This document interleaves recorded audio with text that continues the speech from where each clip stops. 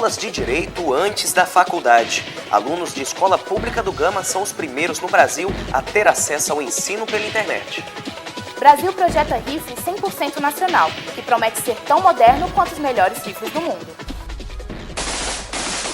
A busca precoce pela beleza ideal. Estudo revela que cirurgias plásticas em jovens triplicaram nos últimos 4 anos. Na terceira reportagem da série Sabores de Brasília, você vai conferir um pouco da gastronomia vegana e vegetariana na capital e por que esse estilo de alimentação tem ganhado cada vez mais adeptos. O legado de Nelson Mandela. O campus presta homenagem ao líder mundial que se encontra em estado crítico de saúde.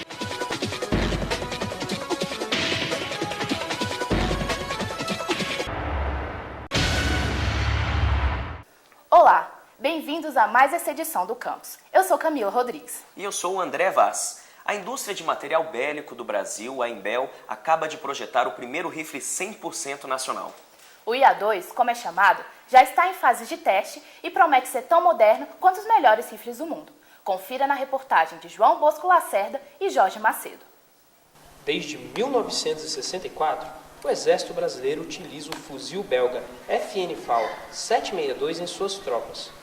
Apesar de elogiado por sua confiabilidade e precisão, o projeto da década de 1950 foi se tornando defasado com o passar dos anos. Para atender à demanda das Forças Armadas por um equipamento mais moderno, a indústria de material bélico do Brasil, Imbel, iniciou em 2008 a criação do rifle IA-2. Primeiro fuzil totalmente desenvolvido no Brasil, o IA-2 utiliza munição do calibre 5,56 mm, ideal para o combate urbano e produzida dentro do país. Além disso, está em desenvolvimento um protótipo que irá utilizar munição do calibre 7,62 mm, com maior poder de penetração e ideal para ambientes isolados. Com a possibilidade de acoplar os melhores acessórios de todo o mundo, o IA-2 apresenta ainda melhorias significativas na leveza e na eficiência em relação ao antigo FAL. Peso e facilidade para receber periféricos, entendeu? Isso é a grande diferença. E outra coisa é eficiência. Não eficiência de você puxar o gatilho e o projetil sair.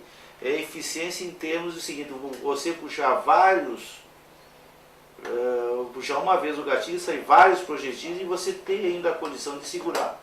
O menor tamanho do equipamento também é uma evolução importante. O combatente hoje não é mais um combatente a pé. A maior utilização dele é um combatente embarcado.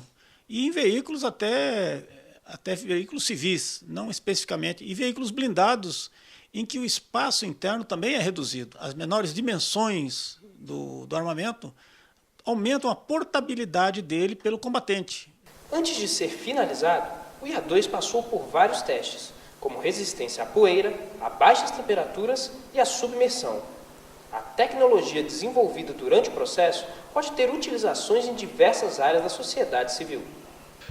Na parte de aviação, na parte de transportes terrestres, na parte de comunicação, na parte aeronáutica, que foram setores que se beneficiaram muito de pesquisas militares conduzidas no país e principalmente também fora, que são depois assumidas pelo aparato industrial em diferentes setores. A fabricação nacional do rifle representa uma importante vantagem estratégica para o Brasil. Bom, como tudo que diz respeito à segurança e à defesa, a ideia de independência, de autonomia estratégica é sempre muito forte e está presente nos nossos documentos oficiais. Em 2008, a Estratégia Nacional de Defesa alinhavou como um dos princípios norteadores das ações e do planejamento brasileiro na área de defesa a busca pela independência estratégica, ou seja, reduzir a nossa dependência de fornecimento de material bélico e de segurança em relação a fornecedores externos, como uma forma também de garantir a sua própria segurança. O IA-2 está disponível para venda desde janeiro de 2012. A Imbel já enviou para o Exército um lote com 1.500 fuzis para começar a substituir os antigos FAL. João Bosco Lacerda para o Campus. Alunos da Rede Pública de Ensino têm aulas de Educação e Direito no Gama. O Centro de Ensino Médio Integrado é a primeira escola do país a utilizar o modelo de aulas pela internet. Veja como funciona essa iniciativa na reportagem de Rafaela Félix e Rogério Versosa. Ter aulas de direito de segunda a sexta-feira durante 6 meses. Esta é a rotina do estudante de ensino médio Jefferson Medeiros. Desde junho deste ano, ele participa de aulas online do projeto Conhecer Direito, no Centro de Ensino Médio Integrado, localizado no Gama, região administrativa do Distrito Federal. Jefferson tem 16 anos, está no 2º ano e ainda não escolheu qual carreira irá seguir. Mas ao saber das aulas de direito que aconteceriam na escola onde estuda, logo se interessou. Tem as aulas de direito e tem o módulo de português, que tem as aulas de nova ortografia. Também é aprendizado não só para direito, mas também para outras matérias. É outro jeito de aula, outro modo que ajuda bastante. Há 3 anos, alunos de escolas públicas aprendem conhecimentos jurídicos básicos na Escola da Defensoria do DF, a idealizadora do projeto. Mas este ano, a dinâmica das aulas mudou. É nesta sala que são transmitidas as aulas online. O projeto atende atualmente a 20 alunos do Centro de Ensino Médio Integrado do Gama. A escola é a primeira do país a ministrar aulas de direito à distância e de graça, mas o projeto também deve ocorrer em outras escolas públicas do Distrito Federal. Os alunos assistem aulas sobre direito administrativo, civil, constitucional, penal e direitos da criança e do adolescente. Quem participa também tem aulas de português, ética e atualidades. No final de cada módulo, cada estudante faz um simulado para avaliar o que aprendeu e os benefícios que já alcançou. Então, essas aulas elas vêm para complementar esse objetivo geral, né, do ensino médio. Isso tem uma relação, para mim, completa com o funcionamento mesmo da comunidade escolar, né, da necessidade das disciplinas que eles estudam aqui na escola, né, como funciona essa sociedade que é o espaço em que ele está presente o tempo todo, de onde sai a cultura dele, os valores, né? O Centro de Ensino Médio tem 500 estudantes matriculados e mais de 200 queriam participar do Conhecer Direito. Para preencher as vagas, foi realizado um sorteio. Mas uma das dúvidas que o projeto levantou é se este seria voltado para a cidadania ou um preparatório para concursos. A proposta do Conhecer Direito é formar para exercer a cidadania, não é? Então, a ideia é de educação em direitos, não capacitar em direito para fazer concurso, mas que essa educação em direito, esse conhecimento em direito, traga para o aluno transformações, mudanças, contribua para que ele seja uma pessoa melhor. O espaço também é aproveitado para realizar debates. A iniciativa da rede pública de ensino é bem vista. A gente poderia até dizer que essa disciplina nova podia ser chamada de cidadania. E a cidadania teria vários componentes curriculares, entre eles o direito constitucional, o direito do consumidor e tantas outras coisas práticas que a pessoa sai na rua e já está exercendo ou precisando se defender ou defender-se para exercer os seus direitos. As aulas de direito no Centro de Ensino Médio Integrado vão até 6 de dezembro e já está programada uma segunda edição do projeto para o ano de 2014. Rafaela Félix para o campus. Pesquisa mostra que o número de cirurgias plásticas entre os adolescentes quase triplicou nos últimos 4 anos. As repórteres Isabela Correia e Dayana Hashim mostram por que jovens de 14 a 18 anos recorrem cada vez mais a estes procedimentos. Usar biquíni na adolescência era uma grande guerra contra a autoestima para a estudante Micaela Rodrigues. O tamanho menor de uma das mamas sempre a incomodou e aos 15 anos ela já pensava em colocar silicone nos seios. Quando meu corpo estava começando a se formar, e aí a forma não me agradava de como eles eram. E eu procurei um cirurgião plástico e ele disse que eu deveria esperar até os 18 anos, que é quando a formação está completa. Então eu esperei até os 18 anos, foi quando eu procurei e tive autorização para fazer. Casos como o dela não são minoria. Uma pesquisa divulgada pela Sociedade Brasileira de Cirurgia Plástica mostra que nos últimos 4 anos houve aumento de 141% no número de operações estéticas em pessoas com idade entre 14 e 18 anos. O crescente número de operações estéticas nessa faixa etária pode ser explicado pela forma como os jovens vivem hoje.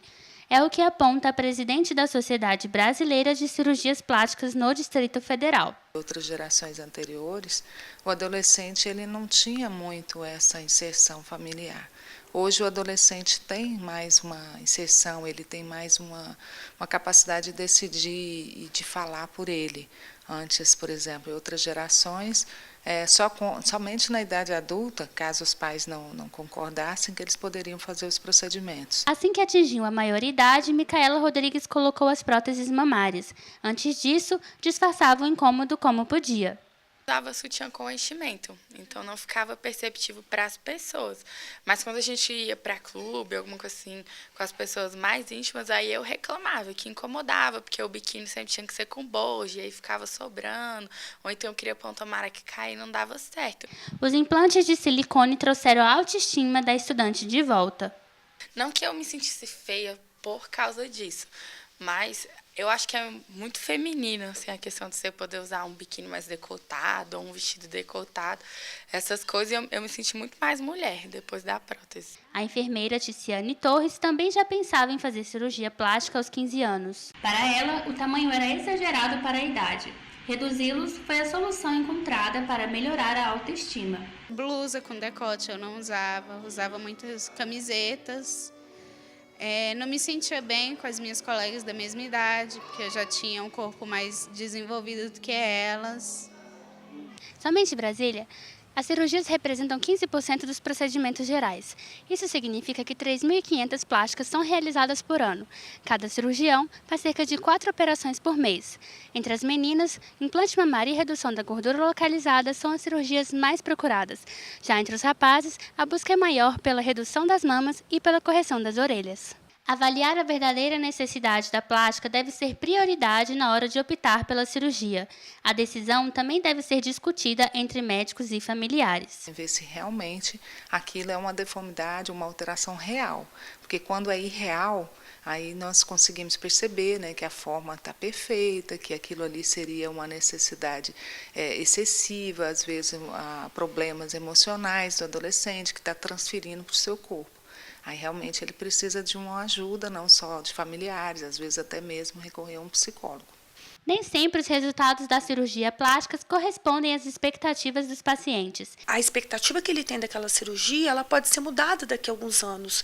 Então ele idealiza, vamos supor, uma lipo, que é o que tem mais comum hoje em dia entre os adolescentes. Idealiza um determinado corpo que daqui 2, 3 anos vai haver uma mudança. E isso gera um impacto emocional muito grande. Para a psicóloga, a mudança estética deve ser compreendida como um processo. A questão da autoestima e da autoimagem, ela é muito mais importante do que uma questão física estética. Mas essa autoestima, essa autoimagem, ela é construída desde pequenininho, valorizando outras as coisas, como outros comportamentos importantes e relevantes que a criança desempenha. Provavelmente eu faria aquela cirurgia que deixa a cintura bem fininha. Cirurgia no nariz. Eu acho ele um pouco grande. Eu faria na boca, porque é muito grande. Na minha barriga, porque eu acho muito estranho meu umbigo.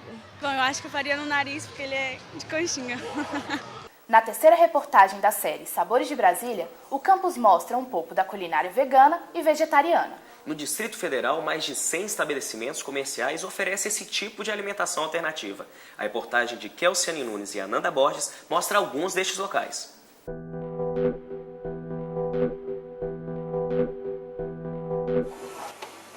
O número de vegetarianos no Brasil está cada vez mais expressivo.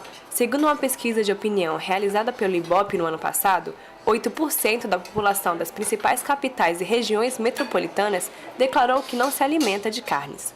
Em Brasília, esse número é de 10%. Pensando em atender este mercado, muitos restaurantes e lanchonetes têm desenvolvido pratos que não possuem carnes e derivados de origem animal. Aqui em Brasília eu estou encontrando bastante lugares, né? A gente fez encomenda de delivery de pizza vegana também, gostei muito. E por aqui tem bastante lugar com muitas opções. Segundo o levantamento realizado pelo site Distrito Vegetal, hoje em Brasília existem mais de 100 estabelecimentos que oferecem seus cardápios a alguma alimentação livre de ingredientes de origem animal. Um exemplo é este restaurante na Asa Norte, que só oferece comida vegetariana. Além de restaurantes, lanchonetes, cafés, pizzarias e sorveterias também começam a adaptar os cardápios para oferecer comidas vegetarianas e veganas. O vegano é um vegetariano que, além de não comer carne, não come nenhuma comida produzida por animais, como mel, leite e seus derivados.